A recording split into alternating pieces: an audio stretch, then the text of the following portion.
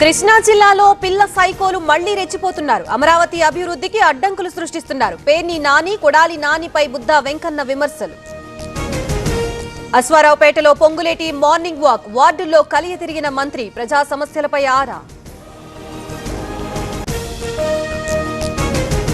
తిరుమల శ్రీవారిని దర్శించుకున్న రోజా, స్వామిని దర్శించుకుంటే పాజిటివ్ ఎనర్జీ కలుగుతోంది, ప్రజల కోసం పనిచేసే శక్తి వస్తుందన్న రోజా.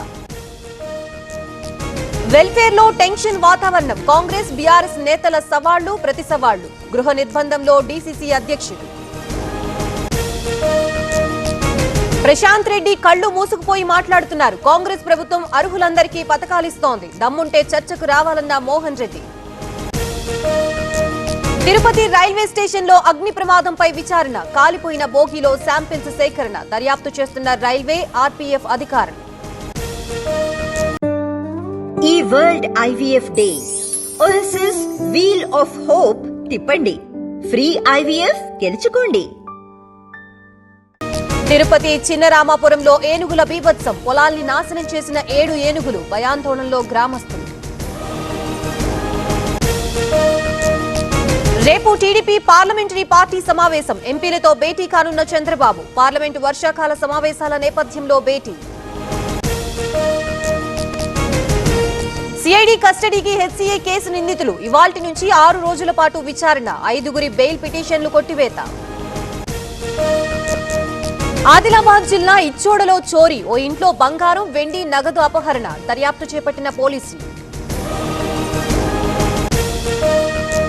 విశాఖలో కిడ్నీ రాకెట్ కలకలం, కిడ్నీ అమ్మేందుకు సిద్ధపడ్డ రంగబాబు, కేసు నమోదు చేసి విచారిస్తున్న పోలీసులు.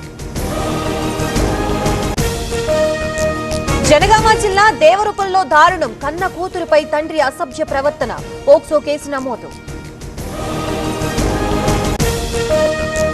తిరుమలలో కొనసాగుతున్న భక్తుల రద్దీ, శ్రీవారి సర్వదర్శనానికి 24 గంటల సమయం, శిలాతోరణం వరకు భక్తుల క్యూ లైన్.